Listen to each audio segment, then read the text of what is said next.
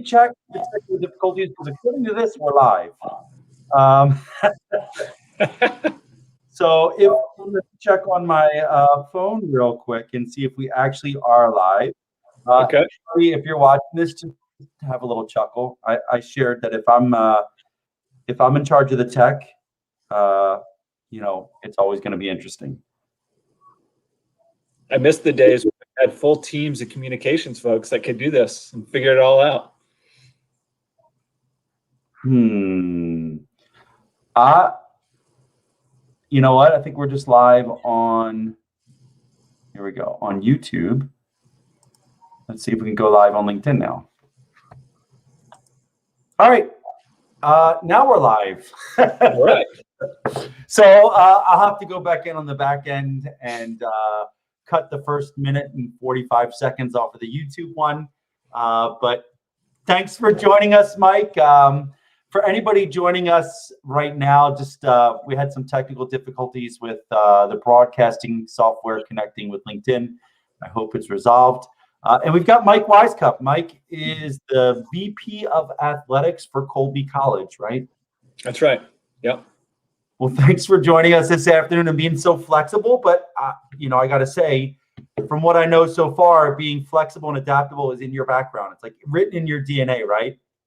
It is. I mean, I think it's written in all of veterans' DNA. That's what makes us so special when we get out, is that ability to adapt and overcome. So, yeah. But I think you have a fun backstory. So can you tell us about like your trip from, your military career to where you are now as a VP of athletics for a college? Yeah, sure. And I would have never guessed I would have been sitting here, when I was still in the military, or even a year ago in fact. So a little bit of background, I graduated from the Naval Academy in 1998, and I went into SEAL training immediately after that. And I spent a career within the SEAL teams. And then it was in 2017 into 2018 where I was doing my final deployment as deputy commander of Siege of Sodef in Iraq, that I decided to retire from the Navy after that deployment and transition into civilian life and to move back to Maine. And at the time, my wife and we were living in San Diego, but my family's from Maine.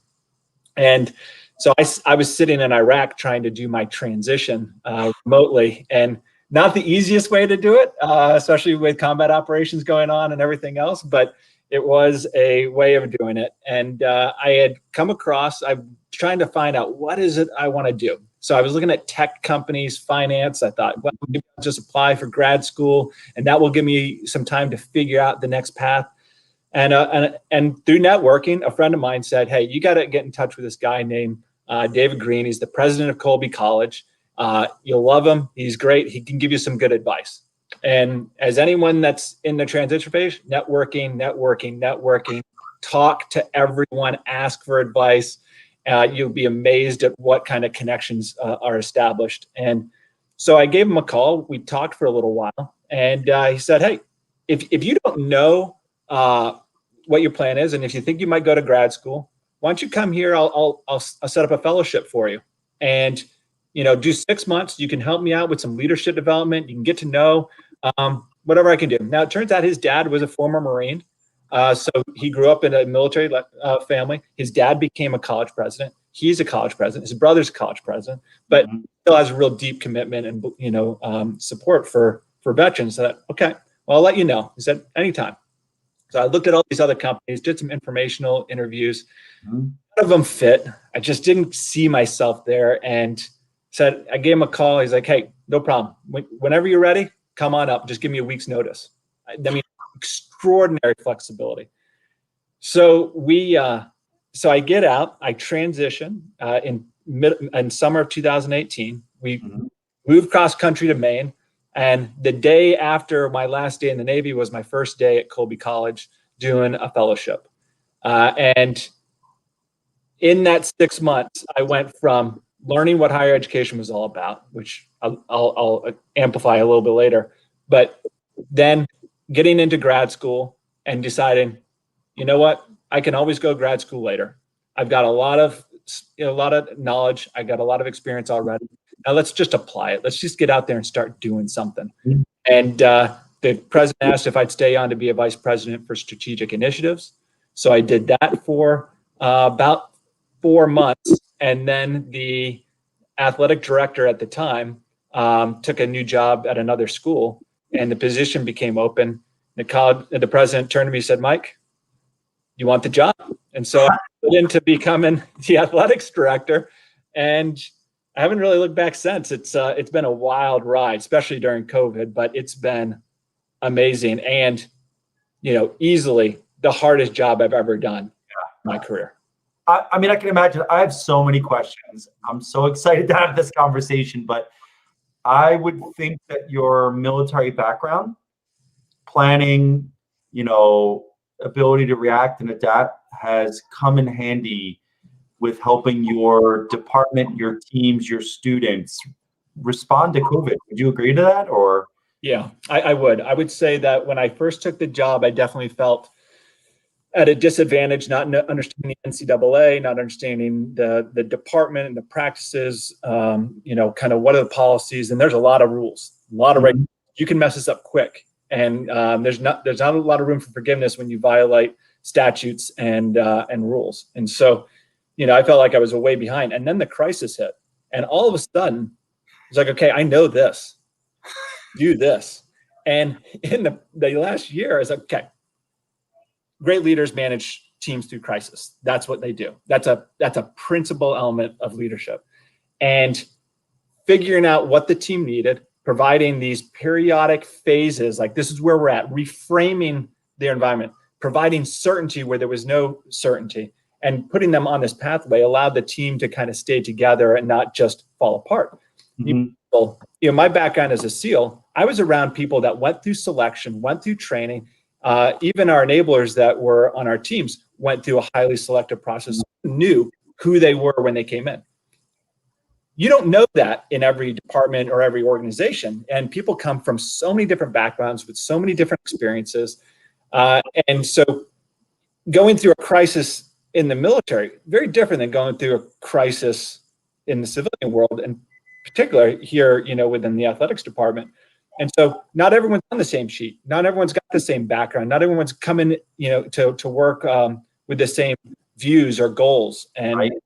And so getting them organized around that and just shepherding it through the process was like, okay, this is in my wheelhouse. And so I turned and realized all my other conference athletic directors were scrambling because they'd only ever done it. This is how you always do it. For me, I didn't know how to do it. So I just was able to scrap the whole handbook and just start from scratch and just make it work. And I love that. One, being a SEAL, I love not having rules. I don't like following them very often. So this was perfect for me. And I was glad to be able to help my other athletic director peers also get through this as well, who had always done it a certain way, and now they had to think differently.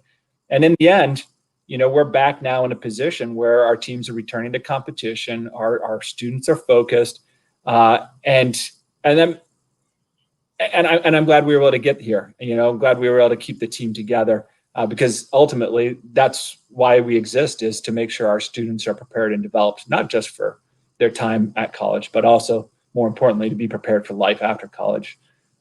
So had no idea what I was doing, but I do know how to do crisis management. So that worked. I love it. And, I've been saying, this has been a horrible pandemic and it's impacted so many people. But there's also opportunity there. And I've seen a lot of veterans kind of, rise to the top in these times of crisis in the manufacturing industry, now in higher education, and across all kinds of industries, because in a lot of ways, it's our comfort zone. Right.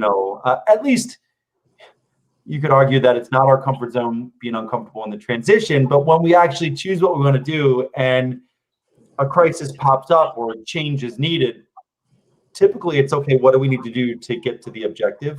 Right. And how do we get all of our people there? Right. So that's exciting. Now, you said something that I think is going to shock a lot of people. You said that this is the hardest job you've ever had. And I'm pretty sure you just told me in the opening you spent over 20 years as a SEAL. Is that about? And this is harder than being a SEAL. Absolutely. And Okay, you got to if you explain. want to validate it, you can ask my wife too. You know, at 8 o'clock every night, every day. She would attest to that. Hardest job I've ever had. You got to explain that. So many different reasons. You know, first and foremost, when you transition, you know, you forget how much of the military was a girdle, you know, around you, and kept the structure, you know, the discipline, the rules, the procedures, all of our, you know, S1, N1, you know, all your admin code stuff, how much it's, you know, prescripted. You can transfer from job to job, from unit to unit, but it's basically the same no matter where you go. Mm-hmm. And you don't realize actually how much the organization is doing things and what you have, you know, what is your actual personal discipline? What is actually your skills? And what was the organization that actually propped you up so that you could focus on the mission? Mm-hmm. So stepping out, you realize that girdle comes off, and maybe you don't have the core muscles you need. Like, and you're like, okay, I need to rebuild some strength there because I've had this thing supporting me this whole time. Maybe a bad analogy, but that's kind of where I'm going. I think it sounds like a fantastic college athletics analogy, right? You're talking about core strength and everything else like that. No, I think it's spot on. You don't realize that there's some foundational skills, some foundational experience that if you're going to lead organizations in the private sector that we just, you know, haven't had to exercise or haven't learned, that, you know, it doesn't take much to get there in some cases, but you still have to learn it. And without that, you know, like you said, you could throw something, you could fail, you can get hurt, you could hurt the organization. So can you share some of those things? Like, what are the things you have to learn? Well, I mean, one, on a personal level, you learn how to figure out your own medical care and have to, you know, plan ahead and buy into the different plans and make sure that you get a good care provider and you do all that stuff. And it's not as simple as just going down the medical department and getting a quick check. So you learn things like that. You certainly learn that. I mean, I think the longer you're in the military, you do run the risk of it being more difficult because you get used to and you start to get comfortable with a certain method. And you can't just take what I did in my command tour and come here and just, that's how you're going to do it. You've got to be more aware than that. Like, it's a totally different organization, a different type of employee, different type of structure. You've got to be able to fit within that. And so you've got to be able to adjust. You have to have the self-awareness, emotional intelligence to be able to make those minor adjustments. But you have to learn the rules. And if you're going to move into a position of responsibility, which I was able to do as an officer of the college, but also being responsible for a lot of different people, you can't make HR mistakes. You have to know the rules. In athletics, you have to know what Title IX is. You need to be able to manage budgets, finances, resources equitably. And that's huge. And then you have a very different style of, like, you've got customers in a sense as students, and you've got staff, and then you've got faculty, and they all have different rules, structures, traditions, and you've got to be able to understand those things and adjust to them. And then you have parents, and you have alumni, and you have trustees. So you have a myriad of stakeholders that are far different than anything I ever experienced in the military. I can guarantee you, I had more phone calls from parents early on about playing time or situations. And I never had a phone call about sending a young man or woman into combat. Yeah, that's, oh my God, I never thought about it. Same ages, but my daughter's not getting enough playing time. What's going through your head? Like those kind of calls? Sometimes, yeah. And it comes from a good place, you know, but it's like, wow, okay. And you know, you have to manage that, and you have to figure out what the truth is, and work through it. And these problems aren't straightforward. We're dealing with people's lives, you know, we're dealing with nuances. It's not all metrics based. You know, when you're within higher education, it's about developing and training and preparing our students to become better citizens, much like what you and I and everyone else that might be listening that's in the military, what we did for soldiers and sailors and airmen, and Marines, to be able to make them into better citizens. That's one of our responsibilities as the military. And so we're doing the same thing here. And that means it's not about a balance sheet. It's not about how much input and output, what your return on investment is. It's a little bit more unquantifiable. And when you're dealing with that and people are having a good day or they're a bad day or they don't feel like they're getting something, it makes it much more muddier and harder to work through. And if you're not careful and you don't have experience doing this, which I didn't, you can step on a landmine really quick, and you can say the wrong thing. You can violate an HR principle, or a rule. You can violate a state statute real quick if you're not paying attention. And in the military, I never had to think about that stuff. I didn't have to think about people's salaries. I didn't have to think about these different things. I mean, I had people that made sure that we didn't make those mistakes, but I knew them. For 25 years, that's what I did. I knew it. Yeah. I know it when I came here. And so it's been a steep, steep learning curve. Yeah. Yeah, I could see that. I think one of the hardest transitions for me, aside from like the learning the business side of it, P&L, budgets, salaries and everything else like that, was really dealing with the fact that motivations differ out here.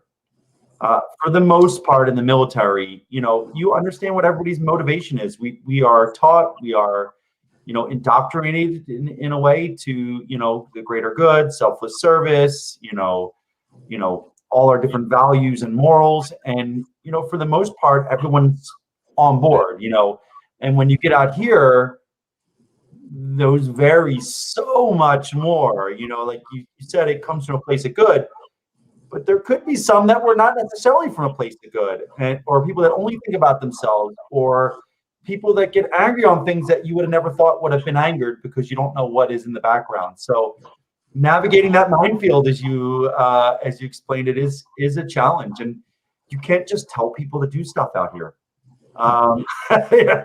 No, it doesn't go well. A lot of times it can go really wrong. So I think that the skills we learned how to lead do translate.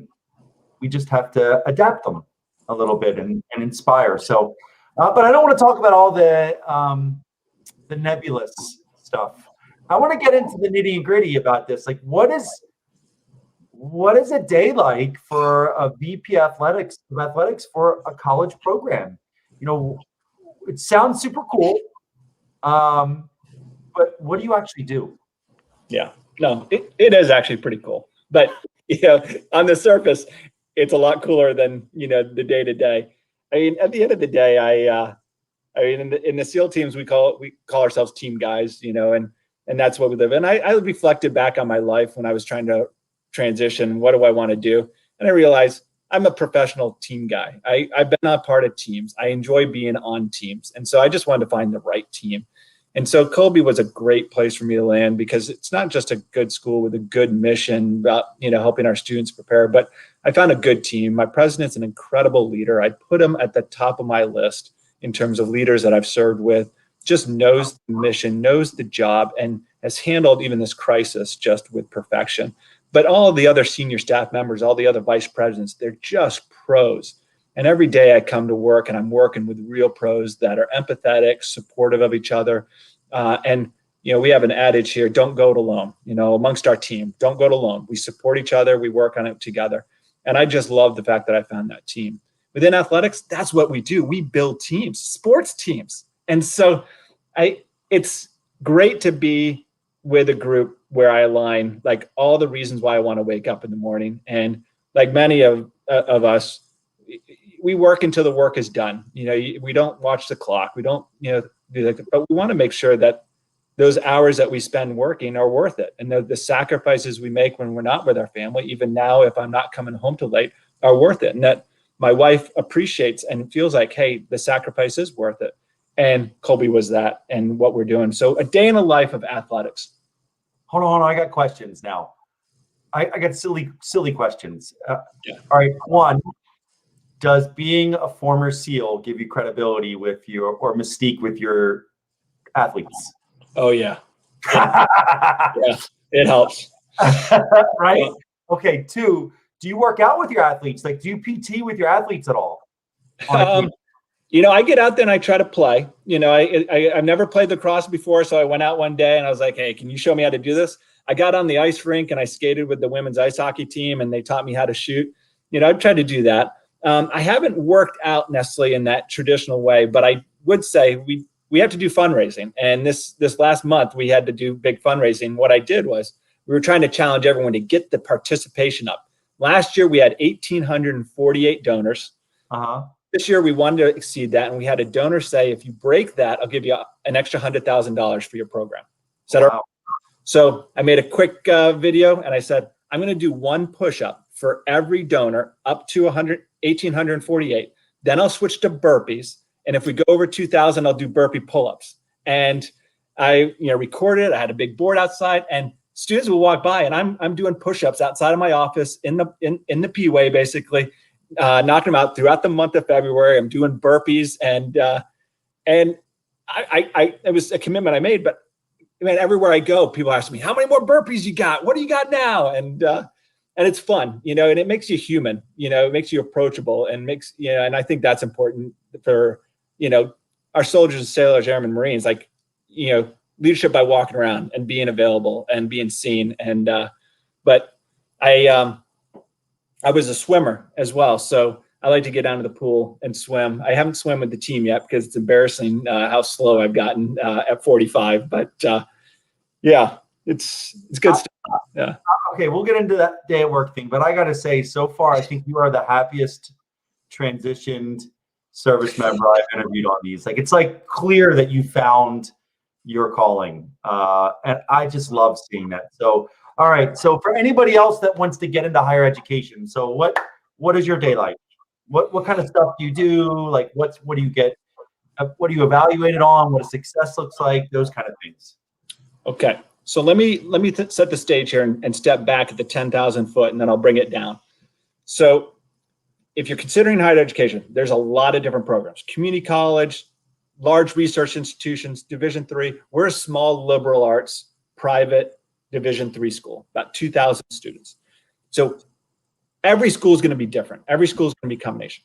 But if I can paint a picture that make it simpler for you, is you basically got all your S codes or all your N codes, A codes. You got all your S codes. You got your S1, which is HR. You've got your S2, which is Intel, which is kind of like admissions, kind of look where they're looking to the future. You've got your ops folks, you've got your finance folks, you got your supply and logistics, you got facilities. So you've got these things, and I guarantee you, whatever your rate MOS is, you can find a fit in one of those codes. Wow. We've got a lot of vets, at our college that are in those. In fact, we have a Navy supply officer who is our deputy for all of our facilities, and he's just a rock star. Mm-hmm. You see that, and you see the pieces. And then your maneuvering elements, your operational units, are your faculty and your students.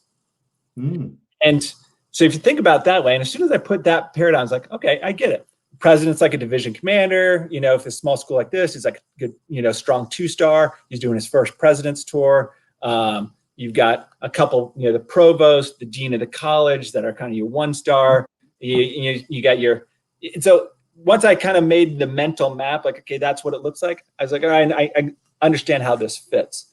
It gets a lot more complicated than that. That's an oversimplification, but it's basically sound. So, considering what the structure is, this is an easy platform for veterans to transition to. And it is nothing I ever thought I would ever do. I never even considered.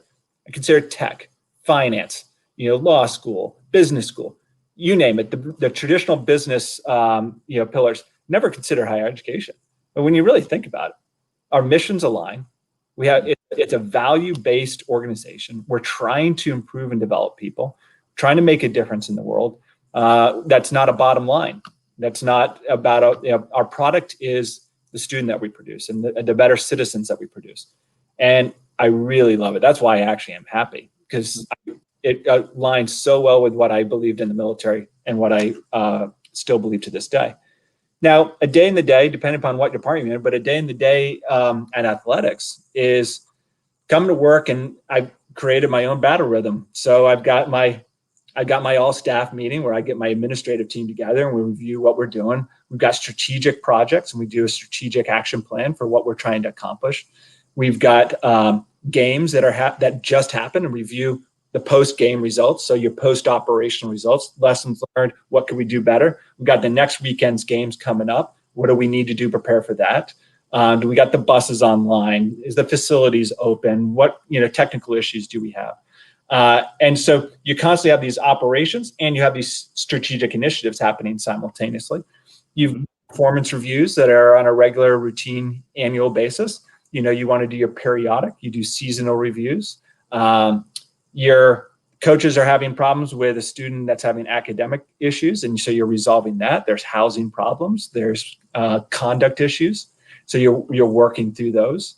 And then you have your outside your college, so you've got your conference, and you've got to stay connected to conference, stuff. So all day today, actually, I'm on conference calls where we're meeting and talking about our spring sports competition, what we're going to do, and setting up a schedule.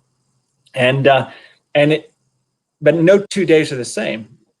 Fall sports is different than winter sports, is different than spring sports in terms of doing them indoors, doing them outdoors, the number of competitions that you have. And then summer, completely different. So you have these cycles, and it's quite exciting. It's because no 2 days are the same. No two problems are actually the same. But you have these real end state, these real goals. May is graduations, and the end of the season is a point. So you're working towards these short-term objectives, which helps you stay on track really well. And after now, I've been at the college for just over 2 years and 1 year in this job. I've definitely not gotten bored yet. That's for sure. Yeah. I can hear you. So I guess, how big is your staff when you talk about, everybody involved in making this college athletics program run?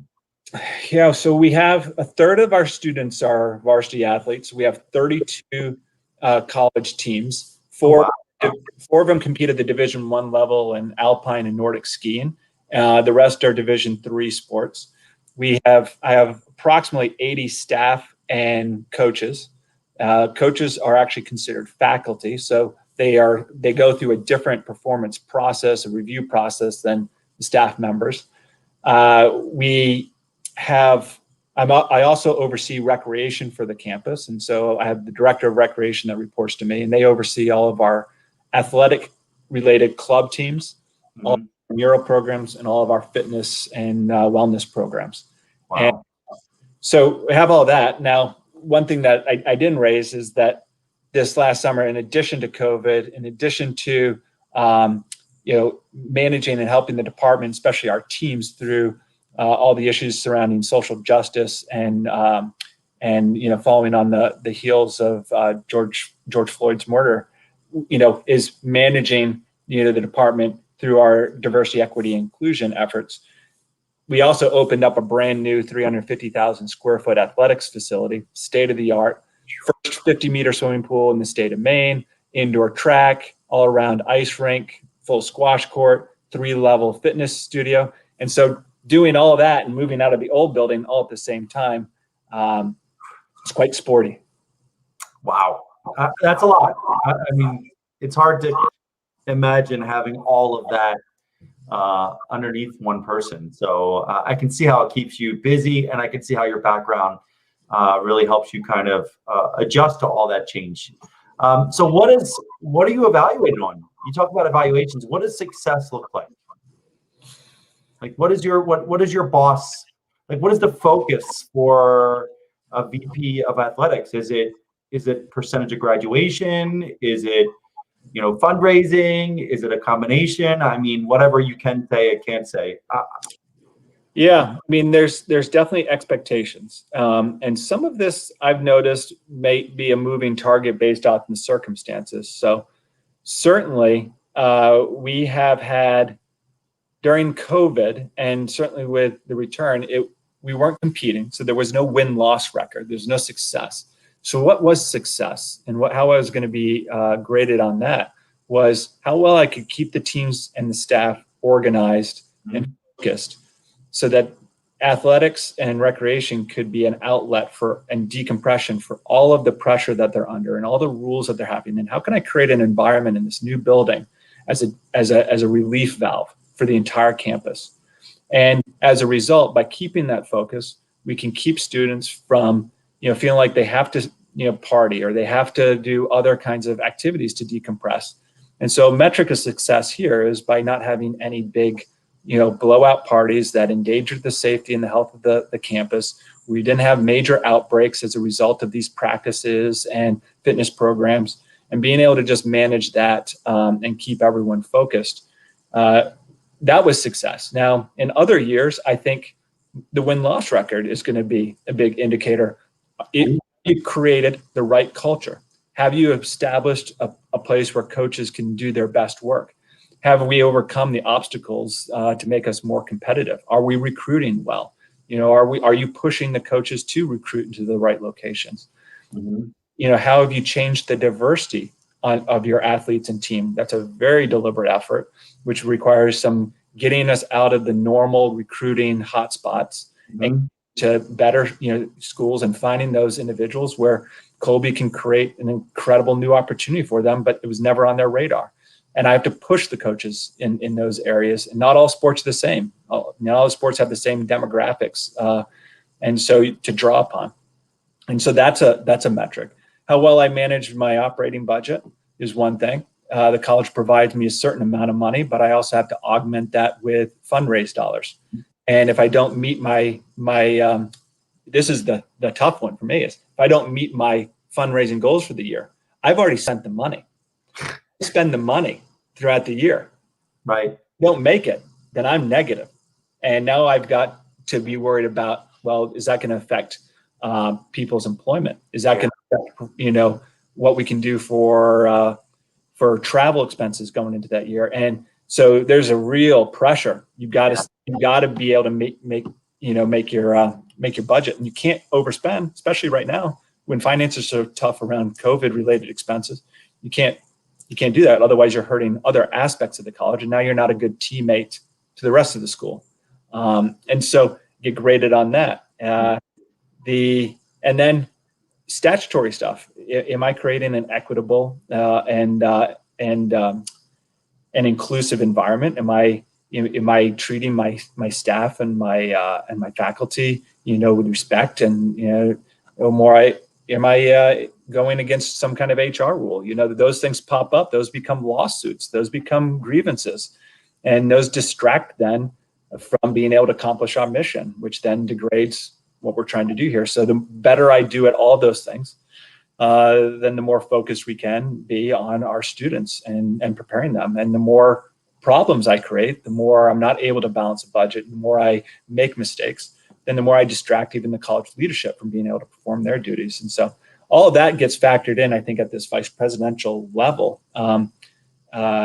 with my president. Now, different schools may approach it differently, but that's how I'm graded in a sense. Yeah, no, that's fantastic.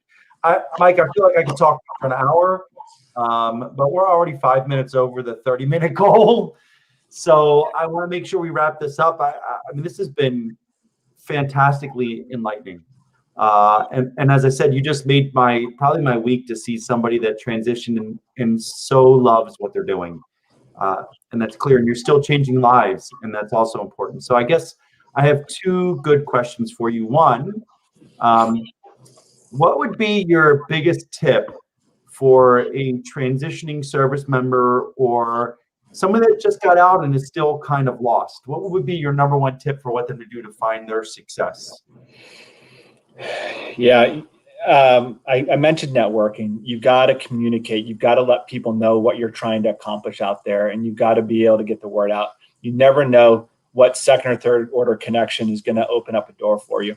But the more you keep it to yourself, the more you try to think, I got to solve this by myself, the worse you're going to be. Don't go this alone. Mm-hmm. A lot of teammates out there. There's an amazing number of veteran support organizations that can help. Figure that out. If you're struggling, you just can't figure out what this thing is. One thing that helped me was I went back and I looked at all those jobs that I did that I really, really liked. Mm-hmm. Like, when was I most happy? And if you have a spouse or a partner, ask them when they saw you most happy. And then just focus on that period of time. And why was it? Was it the commute? Was it the autonomy? Was it the type of job you were doing? Was it the people you were around? And try to distill down, like, what was it that made that special? And then do the same thing for the job that you hated the most. Okay? And find out, like, why you hated it. Micromanagement, 2-hour commute, boss that didn't know what they were doing. Okay. Don't find that. Okay. Like, when you're looking, make sure that that's not it. But try to find the things that you really enjoyed, and not so much about the job, but why you enjoyed the job. I know I've had a lot of places where I've enjoyed it just because of the people I'm with and what we're trying to accomplish, and not because of the job title. Yeah. That's it. I think the other thing I would also offer is, and I'm at fault for this. I left the military with a degree of arrogance, thinking I was better than I actually was. You have to respect your civilian counterparts, that they've been doing this a long time, especially those that have chosen, this particular profession. I've got colleagues here that have been in higher education for 30 years. They're professionals. And I've got ideas, I've got suggestions about organizational management and leadership that can help, but they know a lot about the kind of the rules of the road on how business is done and how higher education is. And so I would offer that be humble on your approach when you leave, and be open-minded to other jobs, because once you get into a place that is maybe below what you think, once you've proven your capability and they understand now what you're able to do, you will advance very quickly.